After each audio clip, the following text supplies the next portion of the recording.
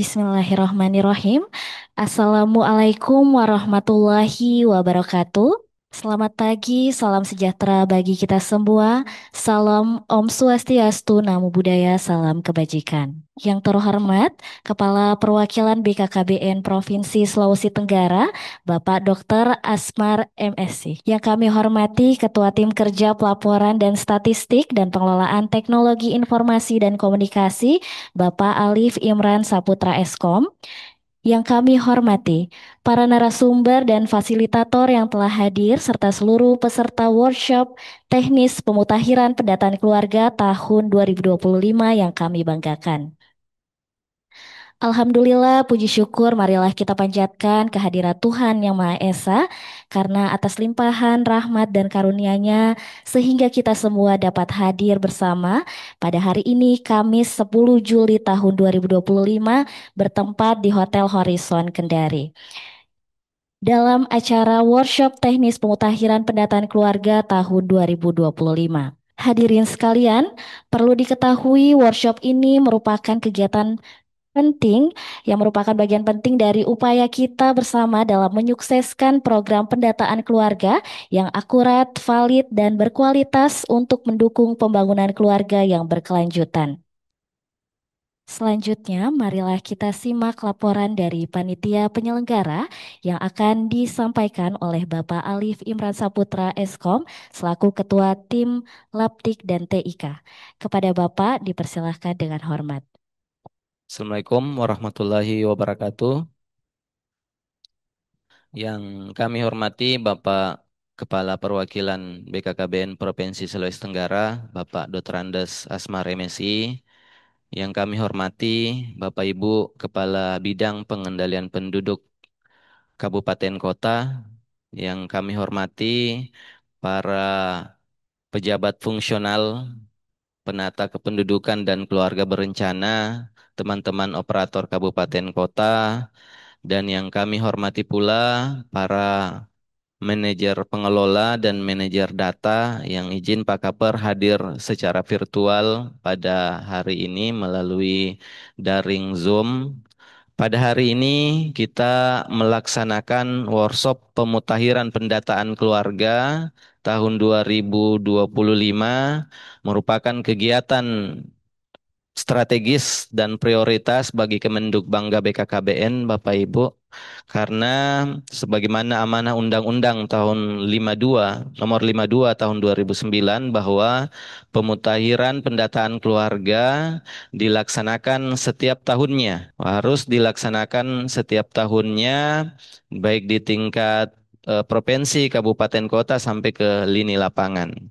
Selanjutnya, pelaksanaan pendataan keluarga yang akan kita laksanakan ini akan dilaksanakan di tanggal 22 Juli.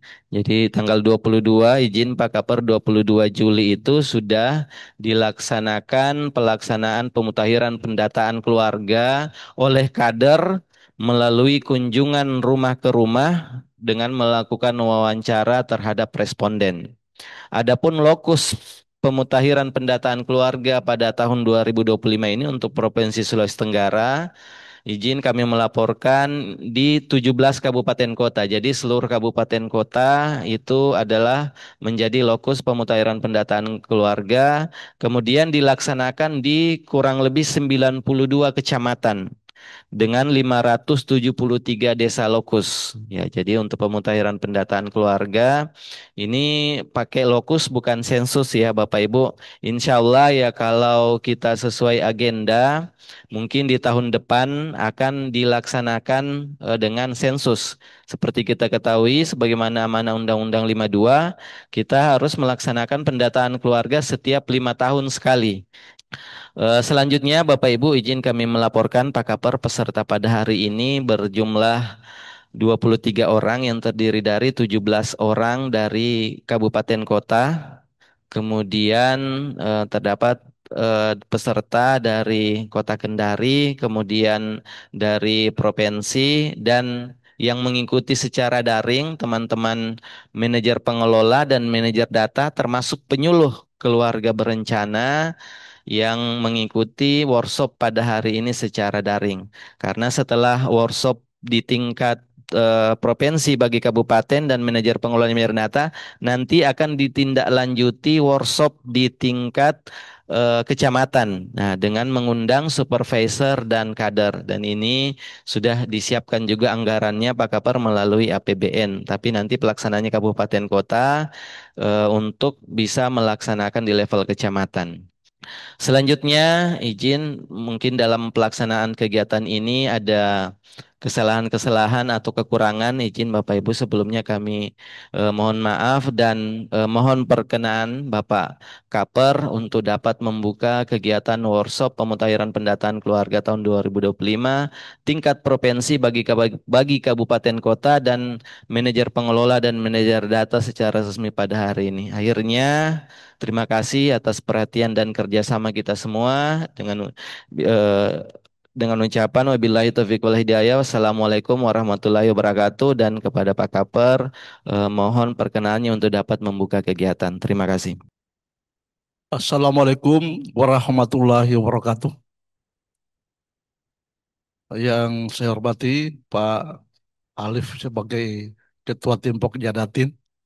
Alhamdulillah pagi hari ini kita dalam keadaan sehat walafiat ya, sehingga kita bisa bersama-sama mengikuti kegiatan pembukaan workshop ya yang berkaitan dengan pemutahiran data tahun 2025. Tadi saya sudah sampaikan Pak Alif bahwa memang dasarnya adalah Undang-Undang Nomor 52 Tahun 2009 tentang perkembangan kependudukan dan penghubungan keluarga. Jadi memang masalah pendataan ini sangat penting dan kita lihat sekarang ini data kita ini sangat seksi ya. Kenapa? Sudah digunakan oleh kementerian lain. Ya, salah satunya sekarang ini lagi menggunakan data kita oleh MBG. Nah, sekarang MBG sekarang menggunakan data kita. Olehnya itu memang pemutahiran perlu ya. Memang setiap tahun ada pemutahiran dan tidak semua kecamatan ya itu karena yang diambil adalah lokus. Kita punya kecamatan ini di Sultra ini ada 224, tapi tadi lokus hanya 90, jadi tidak semua diambil. Kenapa? Karena memang hanya lokus ya, sehingga kita berharap data yang diperoleh nanti betul-betul data yang akurat, karena memang dilakukan dari rumah ke rumah. Kenapa perlu pemutahiran? Karena memang kita tahu bersama mungkin pada tahun yang lalu dia belum menikah, tahun ini sudah menikah. Bahkan mungkin tahun lalu lagi hamil, sekarang sudah melahirkan, sudah ibu menyusui. Ya, sehingga memang perlu ditahirkan. Sehingga ketika ada bantuan atau mungkin ada intervensi, tidak salah sasaran. Nah, itulah sehingga memang perlu pemutahiran. Kita juga ada verival ya, verbal. Verbal itu setiap 6 bulan ini tidak salah ya. Setiap semester. Nah, ini juga tidak semua apa namanya rumah tangga jadi sasaran, tapi sesuai dengan kemampuan dana kita. Tahun 2026 ke depan ada rencana mudah-mudahan sensus kalau dana cukup. Ya, karena memang data kita ini juga digunakan oleh apa namanya beberapa provinsi ya dengan untuk pengentasan kemiskinan. Karena kita mendata di desil 1 sampai desil 3. Desil 1 sampai desil 3 itu kan eh, keluarga-keluarga yang miskin, yang sangat miskin. Nah, sehingga memang perlu data ini untuk intervensi. Jadi ada beberapa kabupaten kota, provinsi itu sudah menggunakan data itu. Bahkan dari Kemendagri juga mengarahkan kalau bisa kita menggunakan data yang ada di BKKBN. Karena memang kita pendataannya dari rumah ke rumah. Karena dari rumah ke rumah, makanya kita harapkan hasilnya itu lebih baik. Olehnya itu saya kira hari ini workshop ini sangat penting untuk bisa memahami ya kenapa perlu di workshop di provinsi. Karena nanti akan ketika kembali ke kabupaten dia akan menularkan ke teman-teman yang eh, akan turun langsung ke lapangan. Oleh itu saya berharap ini diikuti dengan baik. Karena ilmunya kalau ilmunya diterima di sini salah, ya nanti transfernya juga salah. Jadi mohon diikuti dari awal sampai akhir dan semoga nanti ketika kembali sudah lengkap ilmunya. Nah, ketika disampaikan kepada kader yang akan mendata betul-betul benar. Ya, ini harapan saya. Jadi mudah-mudahan pertemuan hari ini, workshop hari ini bisa memberikan menambah wawasan, menambah pengetahuan sehingga nanti bisa ditularkan ke teman-teman di eh, tempatnya masing-masing. Saya kira itu ya, terima kasih. Dengan ucapan Bismillahirrahmanirrahim, pemutahiran data tahun 2012 dinyatakan dibuka dengan resmi. Terima kasih. Assalamualaikum warahmatullahi wabarakatuh. Hadirin yang terhormat, saat ini kita memasuki sesi inti kegiatan workshop teknis pemutakhiran pendataan keluarga tahun 2025. Memasuki sesi inti workshop ini, kita akan mendengarkan pemaparan materi dari para narasumber.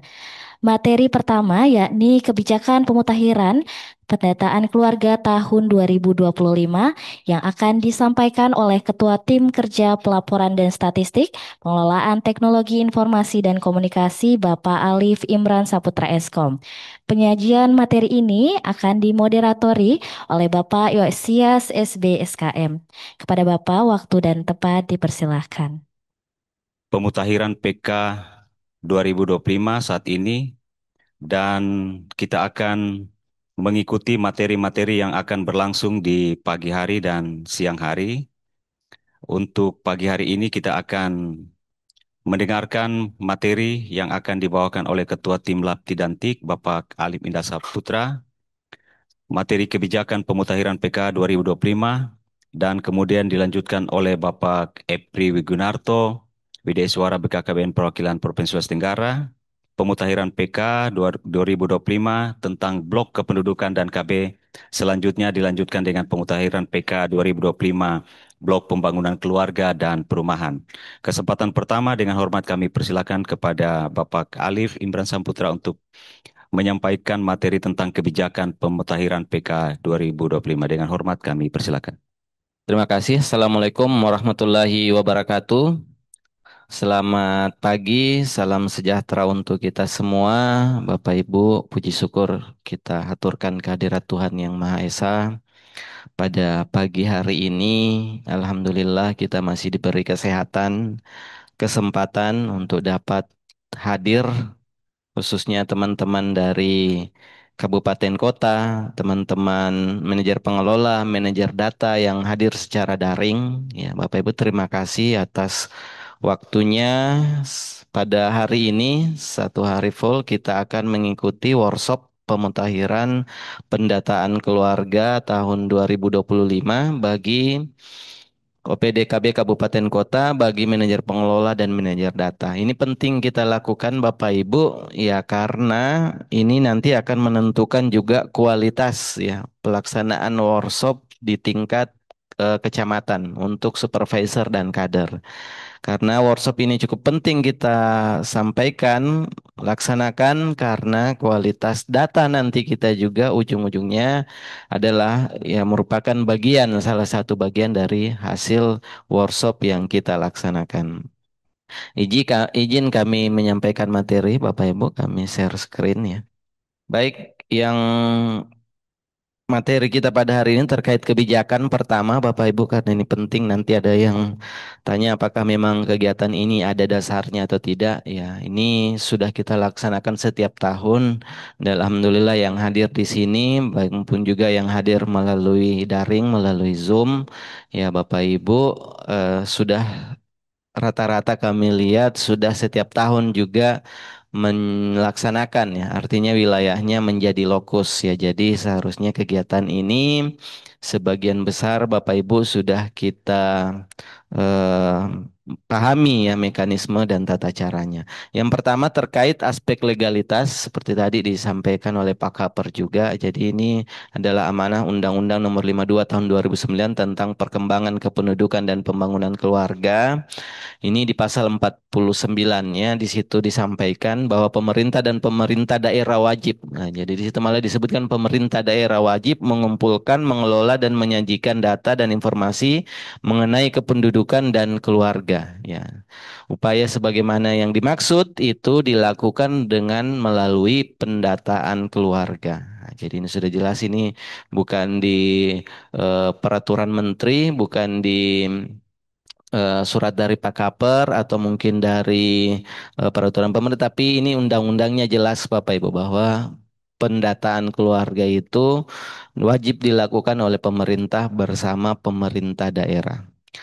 Kemudian di pasal 41 disampaikan juga bahwa melalui pendataan keluarga untuk dapat digunakan oleh pemerintah sebagai dasar penetapan kebijakan penyelenggaraan perkembangan kependudukan, pembangunan keluarga, keluarga berencana dan pembangunan lainnya. Kemudian di peraturan pemerintah nomor 87 tahun 2014 di situ bahwa pendataan keluarga wajib dilaksanakan pemerintah setiap 5 tahun. Ini tindak lanjut dari Undang-Undang 52. Kemudian pendataan keluarga sebagai dimaksud pada ayat 2 dilakukan oleh kader setempat. Nah, ini yang buat unik, salah satu bikin berbeda ya pelaksanaan pendataan keluarga ini dengan survei-survei yang lain. Ya, karena sebagaimana PP 87 2014 disampaikan bahwa yang melaksanakan pemutahiran pendataan keluarga dan pemutahirannya itu adalah kader, ya. Adalah kader setempat di bawah pembinaan penyuluh keluarga berencana. Ya, kalau instansi-instansi lain yang biasa melakukan survei, ya, seperti BPS atau biasa dari Kemenkes, ya, dari untuk balai-balai surveinya atau bagaimana yang melakukan survei itu biasa mereka merekrut namanya enumerator atau yang nanti akan melakukan wawancara itu secara biasa terbuka, ya, artinya dia merekrut ya melalui nanti mekanisme perekrutan, ya. Kalau kita, ya, pendataan keluarga ini sebagaimana di PP 87 2014 itu dilakukan oleh kader setempat di bawah pembinaan penyuluh keluarga berencana. Ya, baik. Terima kasih Pak Alif, Ketua Tim Laptik dan TIK yang telah menyampaikan materi terkait workshop. Bapak Ibu, kita tahu bahwa teknis pelaksanaan workshop di lapangan ya segera akan dilaksanakan dan beberapa kebijakan tentang pemutahiran tadi sudah disampaikan. Namun untuk kali ini kita tidak akan melanjutkan dengan seksi tanya jawab nanti setelah materi ketiga. Jadi kalau untuk materi ini jika ada pertanyaan nanti dicatat-catat dulu dan kemudian sebentar lalu bisa disampaikan. Selanjutnya kita akan masuk ke materi kedua tentang pemutahiran pendataan keluarga 2025 khusus untuk blok kependudukan dan KB. Ya, pematerinya sudah ada di belakang. Kami persilakan dengan hormat kepada Bapak Epri Wigunarto, AMK, SPI, MM. Iya. Eh, Kami perlu memperkenalkan bahwa Bapak Epri Wigunarto ini pegawai BKKBN Pusat, statusnya pegawai BKKBN Pusat. Jadi kita kedatangan tamu dari Kemenduk Bangga BKKBN Pusat untuk menyampaikan materi khusus tentang pemutahiran pendataan keluarga 2025 khusus untuk blok kependudukan. Ya, selanjutnya kami persilakan dengan hormat. Ya, kami persilakan kepada Pak Epri. Boleh Zoom, boleh senyum, Pak. Ya. Yang pertama adalah ini adalah blok kependudukan dari 3 blok yang harus dilakukan pengumpulan data. Di sini kita akan memulai dari blok kependudukan. Ya, dimulai dari sasaran keluarga yang didata. Ya, jadi ini definisi yang sudah di luar kepala ya. Ya, keluarga itu apa? Ya, ada yang pernah membaca di Undang-Undang 52? Ya, jadi di situ apa yang disebut dengan keluarga adalah unit terkecil di dalam masyarakat yang terdiri dari suami istri.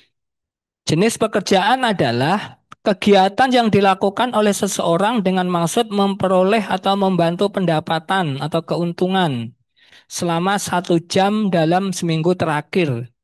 Untuk tata cara pengisiannya, seperti PK sebelumnya, itu dengan menggunakan pensil 2B untuk yang formulir uh, PK, tetapi kalau untuk yang menggunakan smartphone ini uh, apa namanya di next-next saja sesuai dengan petunjuk yang ada pada handphone. Mungkin tidak terlalu bisa dilanjut, Bu Fitma. Ya, Ya, bisa diperhatikan di sini, teman-teman. Kader pendata adalah orang-orang yang menurut saya penting dan sangat penting. Sehebat apapun orang yang ada di pusat sana, sehebat apapun orang merancang aplikasi, sehebat apapun orang berkonsep dan berteori, kalau tidak ada kader pendata, maka pendataan hasilnya adalah zong. Artinya apa? Artinya kader pendata ini perannya sangat penting sekali. Coba kalau kita lihat ya, ternyata manajer pendata itu ya selain kader pendata, ternyata ada orang yang ada di samping-sampingnya ya, atau yang ada di atasnya. Ada manajer, ada supervisor ya. Man- untuk manajer dibagi lagi ya, Pak ya. Manajer data sama manajer pengelola gitu ya. Nah, ya ini adalah kader pendata adalah orang-orang yang paling penting di antara orang-orang penting tersebut. Ya, siapa itu kader pendata? Kader pendata ini tentunya ya kita tahu setiap menggunakan kata kader pasti adalah orang ya atau sekumpulan orang ketika dia bekerja dengan eh, dengan keikhlasan. ya, Bapak Ibu, pada saat persiapan, tugas manajer data antara lain, eh, ini dilakukan sebelum pemutahiran PK 2025 itu sudah mulai mengatur metode per desa tentang perapihan wilayah, juga target KK per RT, juga registrasi supervisor dan kader pendata, dan tim pengelola data. Ini dilakukan semua ini di dalam portal PK Siga bkkbn.go.id. Ya, puji dan syukur marilah kita panjatkan atas kehadirat Allah Subhanahu wa taala karena alhamdulillah pada sore hari ini Bapak dan Ibu masih semangat seperti ini. Ya, yang saya hormati Ketua Tim Kerja Laptik dan TIK Bapak Khalif Imran Saputra, kemudian yang saya hormati Bapak Widya Iswara Kemenduk Bangga Perwakilan Sulawesi Tenggara yang saat ini bertugas di Kemenduk Bangga kantor pusat ya. Kemudian eh, yang saya hormati juga teman-teman tim kerja dan yang saya hormati Bapak Ibu peserta workshop PK 25 dari seluruh kabupaten kota se-Sulawesi Tenggara yang hadir secara virtual maupun secara langsung di ruangan ini. Baik, eh, saya perkenalkan dulu, nama saya Reski Fitmasari. Saya baru bergabung di perwakilan BKKBN Sulawesi Tenggara pada bulan Juni kemarin sebagai CPNS. Dan sore hari ini saya akan membantu memaparkan materi terkait manajemen data bagi supervisor. Ya, supervisor. Supervisor adalah seseorang yang menjalankan tugas, menjalankan fungsi pengorganisasian, pengelolaan, pembinaan, dan pengawasan terhadap kader pendata, serta memastikan data yang terkumpul di tingkat desa atau kelurahan telah benar dan lengkap. Supervisor ini ditunjuk oleh manajer pengelola yang ada di tingkat kecamatan dan ditetapkan dengan SK OPDKB Kabupaten Kota. Dan siapa saja yang bisa menjadi supervisor? Yang bisa menjadi supervisor itu ada pejabat fungsional penyuluh KB, petugas lapangan KB PNS maupun non-PNS, pembantu pembina KB desa atau kelurahan atau PPKBD, petugas desa atau kelurahan yang terlatih dan mitra kerja terkait lainnya. Yang terpenting itu dia ditunjuk dan di SK-kan melalui SK OPDKB KB Kabupaten Kota.